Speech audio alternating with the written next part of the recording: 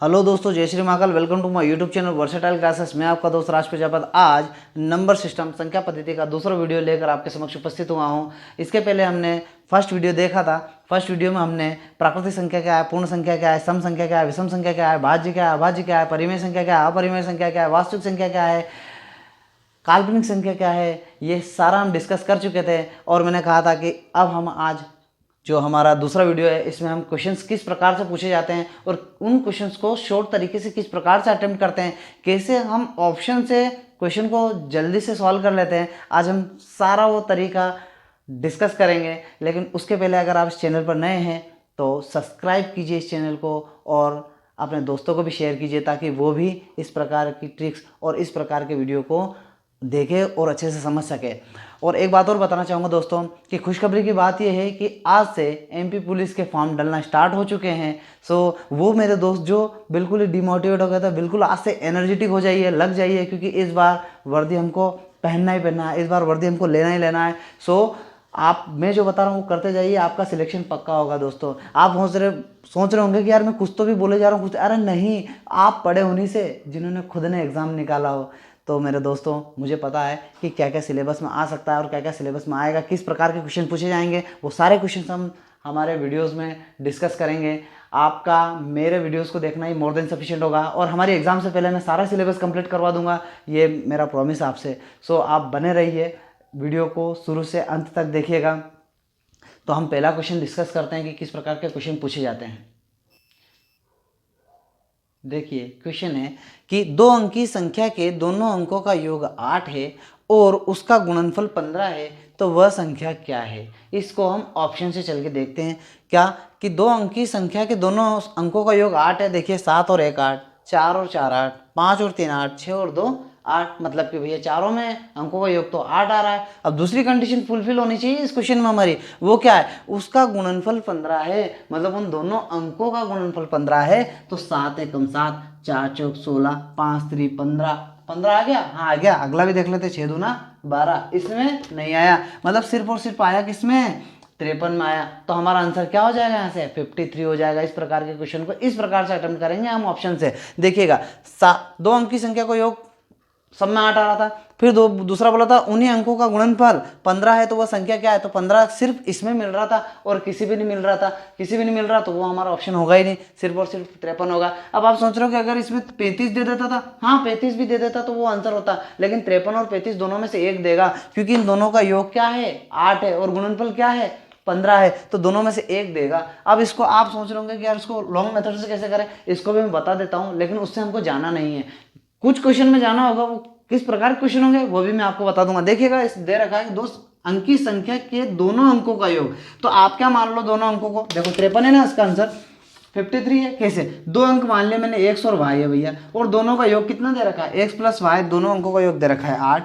अगला क्या दे रखा है उन्हें, उनका गुणनफल, मतलब उन्हीं अंकों का गुणनफल एक्स इंटू वाई कितना दे रखा है, 15 दे रखा है। तो आपको क्या पूछा है, वह संख्या क्या है, वह संख्या आपको बतानी है। तो आपको क्या कर लेना, एक फॉर्मूला होता है, एक्स माइनस वाई का whole square is equal to x plus y का होल स्क्वायर माइनस 4xy, यहाँ आपको वैल्यू रख देनी है। देखिएगा यहाँ पर ये फॉर्मूला भी याद करना पड़ेगा। हाँ फॉर्मूले भी याद करने हैं, क्योंकि हमें पता होना चाहिए कि एटलीस्ट इसमें क्या अप्लाई हो सकता है, ठीक है, ये कहीं कहीं हमें अप्लाई करने होते हैं।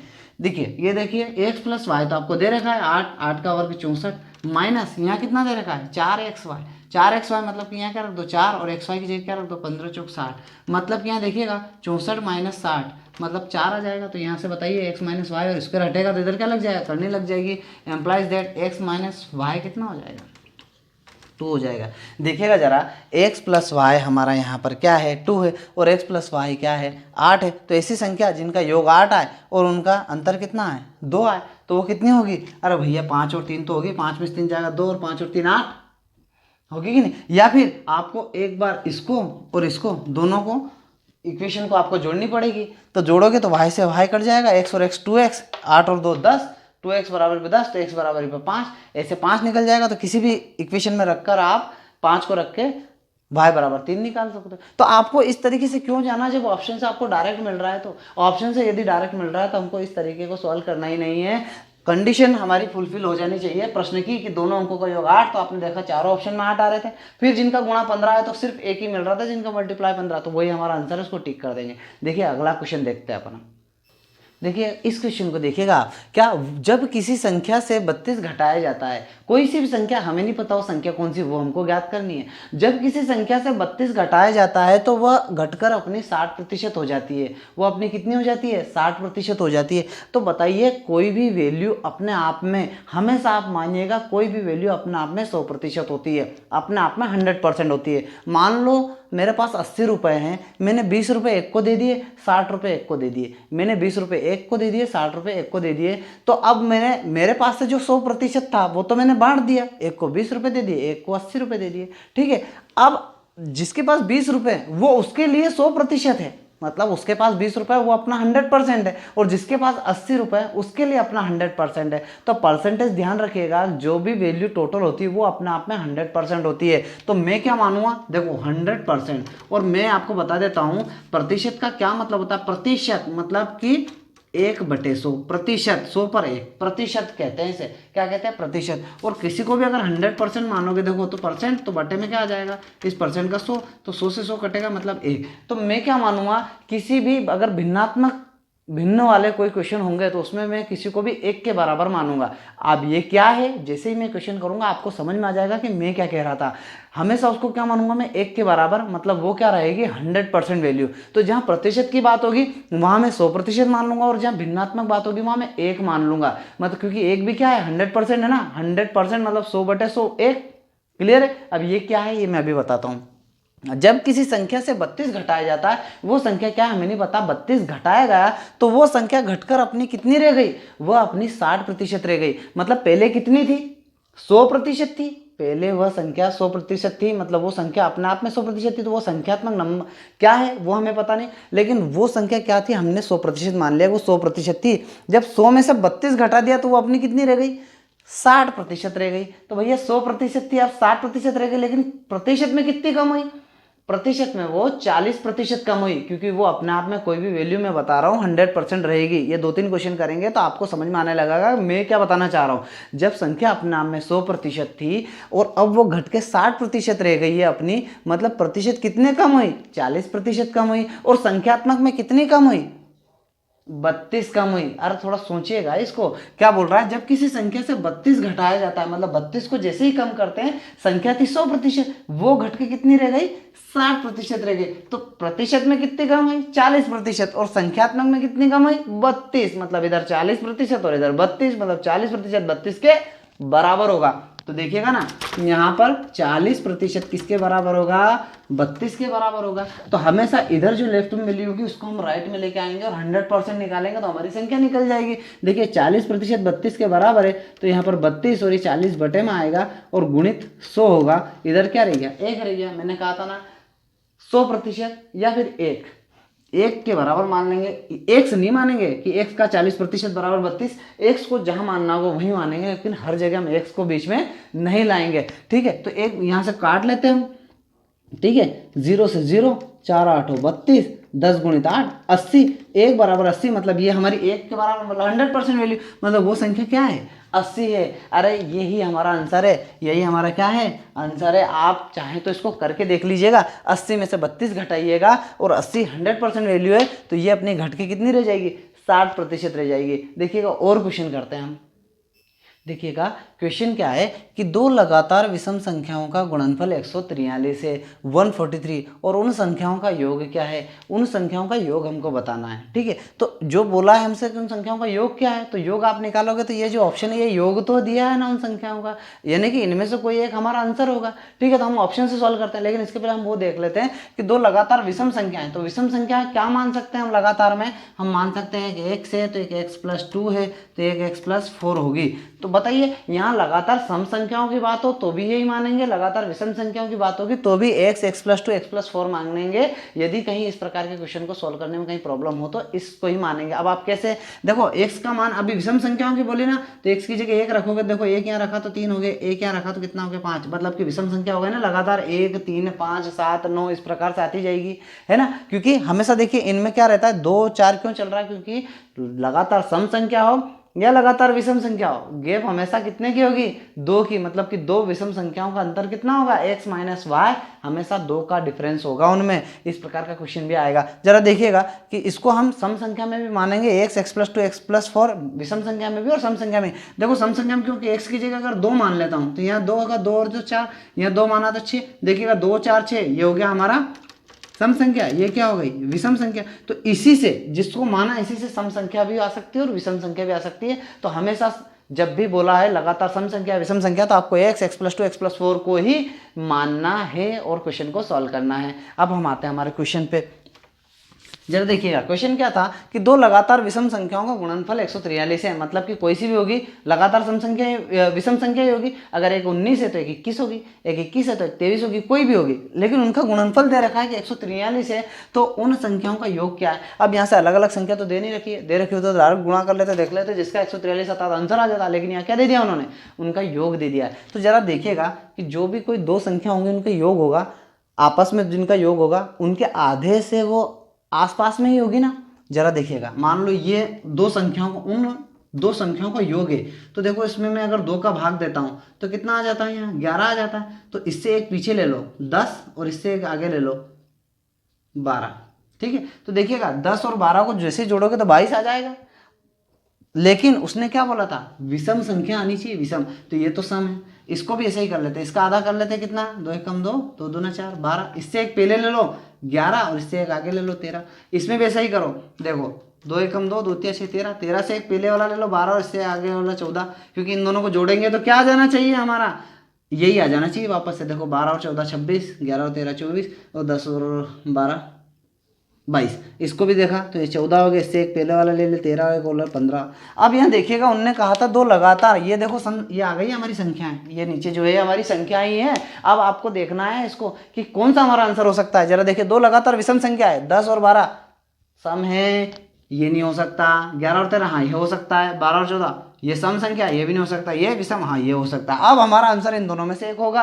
अब इन दोनों में से एक होगा तो कैसे पता करेंगे, अरे दो लगातार विषम संख्याओं का गुणनफल, तो देखो 11 के बाद 13 आ रही है ना, और 11 13 24 भी हो रहा है, और 11 13 का गुणा करेंगे तो 143 आ जाएगा क्या, हाँ आ जाएगा। लेकिन 13 और 15 का गुणा करेंगे तो 143 नहीं आएगा। तो हमारा ऑप्शन ये भी नहीं रहेगा, हमारा ऑप्शन ये, मतलब कि इन दोनों का योग 24, और इस प्रकार से हम ऑप्शन से सॉल्व कर लेंगे। अब आप सोचेंगे हम कैसे सोचें, अरे इस प्रकार के 2-4 क्वेश्चन करोगे ना तो आप ऐसे क्वेश्चन यूँ आसानी से चुटकियों में करने लगोगे। और क्वेश्चन देखते हैं इस प्रकार के।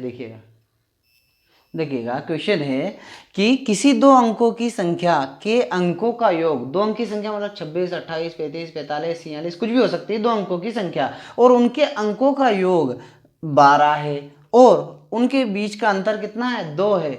किन्हीं दो अंकों की संख्या के अंकों का योग 12 है और अंतर 2 है, तो आपको वो संख्या बतानी है। तो आप ऑप्शन से तुरंत चल दीजिए कि हमारी कंडीशन फुलफिल होनी चाहिए हमारे क्वेश्चन की। क्वेश्चन जो बोल रहा है वो यहाँ से ऑप्शन से हमारा जिससे होगा वही हमारा आंसर होगा। देखिएगा दो अंकों की संख्या के अंकों का योग 12, 8 4 12, 7 5 12, 9 3 12, 8 6 2 12, ये ज़्यादा हो गया 14, तो ये तो हो ही नहीं सकता।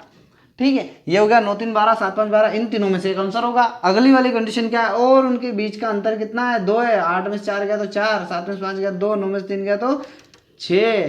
तो भैया ये भी नहीं, ये भी नहीं, आंसर क्या आ जाएगा, 75 आ जाएगा। हाँ इसका आंसर 75 और 57 भी हो सकता है। क्यों हो सकता है, देखिएगा दोनों का अंतर कितना आया, 2, और इनके अंकों का योग कितना आ रहा है, 12। तो आपको दोनों ऑप्शन में एक साथ नहीं देंगे, इन दोनों में से सिर्फ और सिर्फ एक ही होगा। अब हम देखते हैं कि यार ये आंसर हमारा 75 आया इसका आंसर, तो ये तो हमने ऑप्शन से कर लिया। अगर ऑप्शन से नहीं जाए तो अरे यार जब ऑप्शन से हो रहा है आसान तरीके से तो हम क्यों लॉन्ग मेथड पे जाएंगे। लेकिन फिर भी देखिएगा कि मान लो एक संख्या है जिनके इकाई और दहाई एक्स वाई है, तो उसका इकाई का अंक एक्स मान लिया और दहाई वाई मान लिया और दोनों का योग बोला उसने, दो अंक की संख्या के अंकों का योग, तो अंकों का योग 12 और अंकों का अंतर एक्स माइनस वाई कितना 2।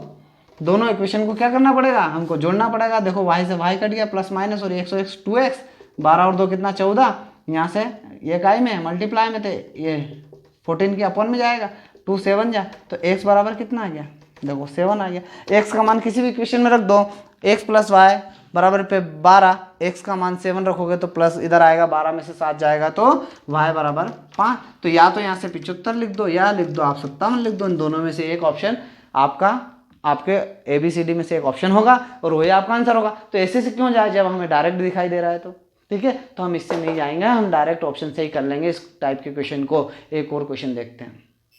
देखिएगा क्वेश्चन दे रखा है कि जब एक संख्या को उसके 4/7 से बढ़ाया जाता है, मतलब खुद संख्या है, खुद संख्या के ही 4/7 से उसको जब बढ़ाया जाता है तब वह संख्या 36 और बढ़ जाती है। तो पहले कितनी थी हमें पता नहीं है, ठीक है। और जब किसी संख्या को उसके 4/7 से बढ़ाया जाता है तो जो संख्या थी वो हमें पता नहीं, खाली उसके 4/7 से जैसे ही बढ़ाया उसको वह संख्या कितनी बढ़ गई, 36 बढ़ गई। बताइए, इधर जैसे ही 4/7 से उसको बढ़ाया तो इधर वो संख्या कितनी बढ़ गई, 36 बढ़ गई। हमें ये थोड़ी ना बताया कि 20 थी तो 36 बढ़ गई तो वो संख्या 56 हो गई, ऐसा नहीं बोला है। ऐसा बोला है कि जैसे ही 4/7 से उसको बढ़ाया गया, उस संख्या को 4/7 से बढ़ाया गया तो वो संख्या इधर भी कितनी बढ़ गई, 36 बढ़ गई। तो बताइए ना यार, 4/7 ही तो 36 के बराबर होगा ना।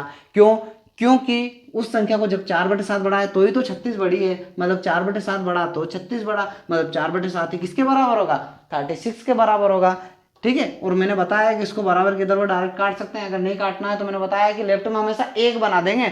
ये किसके मल्टीपल में, एक के मल्टीपल में, तो एक को इधर छोड़ के आएगा ये, और ये 36 और ये 4/7 इधर आके क्या हो जाएगा, 7/4।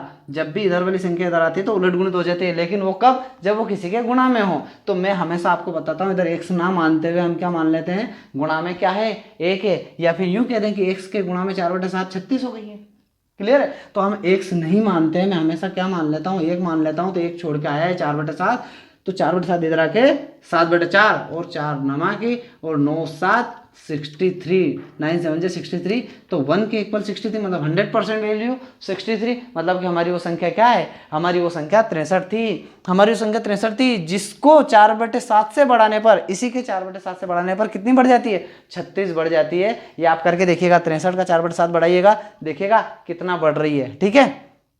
यही आएगा, यही आंसर आएगा हमारा 63, ठीक है। नेक्स्ट क्वेश्चन देखिएगा क्वेश्चन है कि किसी संख्या के 7/8 और उसके 2 गुने के बीच 72 का अंतर है, तो वह संख्या क्या है, वो हमको निकालनी है। और ऑप्शन इस प्रकार से दे रखे हैं, तो हम क्या करते हैं, ऑप्शन से चलते हैं। इसको हम ऑप्शन से भी करेंगे और इसको किस तरीके से सॉल्व करते हैं वो भी हम देख लेंगे। देखिएगा क्या बोला है कि किसी संख्या के 7/8 और उसके 2 गुने के बीच, तो 2 गुने के बीच अंतर कितना है, 72। उसी संख्या के 7/8 निकालो और उसी संख्या का 2 गुना करो, दोनों के बीच का अंतर कितना है, 72 है। तो वह संख्या क्या है, तो हमारी ये जो संख्याएं दे रखी, मतलब वो संख्या इनमें से कोई एक होगी। तो हम ऑप्शन ले लेते हैं, हमारा 56 ले लेते हैं भैया। तो 56 लिया और क्या बोला, उस संख्या का 2 गुना, तो इसका 2 गुना कर देते हैं। तो कितना हो जाएगा, 112 हो जाएगा। 56 का 2 गुना 112 हो जाएगा ना, है ना। 55 दूना 110, 2 12 112, तो ये हो गया 2 गुना। और इसी संख्या के 56 के ही 7/8, तो ये होगा 8 ही 7 ही 56, 7 ही 7 ही 49, मतलब 112 में से 49 घटाओ तो हमारा क्या आ जाना चाहिए, 72 आ जाना चाहिए। आ रहा है क्या बताइए, देखिएगा 9 2 11 नहीं हो रहा है, बिल्कुल 112 में से 49 घटाओगे तो आपका कितना बच जाएगा, 67, लेकिन यहाँ 72 आ रहा है, लेकिन ये हमारा ऑप्शन नहीं होगा। इसी प्रकार से हम अगला देख लेते हैं। क्या बोला कि किसी संख्या के 2 गुने और 7/8 के बीच अंतर, तो इसका 2 गुना कितना हो जाएगा, 128, ठीक है। 64 का 2 गुना 128, और इसका इसी का क्या निकालना है, 7/8, 8 ही उठा 64, 8 7 ही 56। इन दोनों का अंतर देखो, 8 में 6 गया 2 और 12 में से 5 गया तो 7, मतलब कि 72। तो अब हमारा ये कंडीशन अगर दूसरे पे ही फुलफिल हो गई है तो बाकी को हमको देखने की जरूरत नहीं है, 64 ही हमारा आंसर होगा, 64 ही हमारा आंसर होगा। हमें आगे चलने की आवश्यकता बिल्कुल भी नहीं है। तो ठीक है, हमारा आंसर 64 हो गया। अब ये 64 आंसर हमारा आया भैया, तो ये अगर ऑप्शन से नहीं आ रहा भैया, हम ऑप्शन से नहीं करेंगे, वैसे करेंगे, ठीक है। तो कोई भी संख्या थी आया, तो वो संख्या अपने आप में 100% होगी, या भिन्न के रूप में दे रखा है, मैं संख्या क्या मान लो, एक मान लो, मान लेते हैं वो संख्या एक है, और उसने कहा है कि 2 गुने और उस संख्या के 7/8 के बीच अंतर 72 का है, तो संख्या मान लो एक है। तो 1 का 2 गुना, तो 1 का 2 गुना तो 2 ही ना, 1 का 2 गुना 2, 1 दूना 2, और उसके 7/8, तो वही संख्या 1 का 7/8 क्या होगा, 1 गुणे 7/8, मतलब 7/8 ही होगा। और इन दोनों का अंतर दे रखा है कितना, 72। यही है ना, कोई संख्या है वो एक मान ली मैंने, उसका 2 गुना और उसी के 7/8 का अंतर 72 है। इसको सॉल्व करेंगे, आंसर आएगा, देखिएगा 8 दूना 16, 16 में से 16 में से 7 गया तो कितना आ गया, 9/8 बराबरी पर 72। और मैंने कहा है कि लेफ्ट में हमेशा क्या छोड़ देते हैं हम, 1 छोड़ देते हैं। क्यों? क्योंकि इसको मैं क्या मान लेता हूँ, अरे इसको मैं क्या मान लेता हूँ, मल्टीपल में क्या है 1 है, तो 1 को इधर छोड़ के आऊँगा तो इधर रहेगा 72। 9/8 इधर आके क्या हो गया 8/9, 9 8 72, 1 बराबर 8 गुणित 8 कितना 64। यहाँ से देखिएगा हमारा 64 यही हमारा आंसर था। तो आप इसको इस प्रकार से भी अटेम्प्ट कर सकते हैं और ऑप्शन से भी कर सकते हैं, जैसा आपको उचित लगे वैसे कर सकते हैं। सो मेरे दोस्तों आज हमने 4 से 5 या 7 6 7 क्वेश्चन डिस्कस करें। आई होप कि आपको पसंद आए होंगे। इसी प्रकार के क्वेश्चन और भी हम करते जाएंगे, प्रैक्टिस करते जाएंगे। इसकी प्रैक्टिस आपको करिएगा, किसी भी बुक से कीजिएगा। ऐसा नहीं है कि कोई एक बुक प्रीफर कीजिए, कोई सी भी बुक, लेकिन जरूरी है तो सिर्फ और सिर्फ इस बात का कि आप मैथमेटिक्स में कितनी प्रैक्टिस करते हैं, कितना आप पेन चलाते हैं, कितनी रफ कॉपीज आप भर देते हैं, वो बहुत ज़रूरी है। मैथमेटिक्स, रीजनिंग, एमपी जीके भी आपको करना है, क्योंकि एमपी की एग्ज़ाम है, एमपी पुलिस की एग्ज़ाम है, तो आपको पता है एमपी का क्राइटेरिया थोड़ा ज़्यादा होगा। ठीक है, करंट अफेयर्स थोड़ा थोड़ा पढ़ते रहें और 110% आपका सिलेक्शन होगा। आप बिल्कुल अपने आप को डिमोटिवेट मत कीजिए, ऐसे लोगों से दूर रहिए, अपने आप को क्वारंटाइन कर लीजिए एक जगह और पढ़ते रहिए। 110% आपका सिलेक्शन होगा। जय हिंद, जय भारत।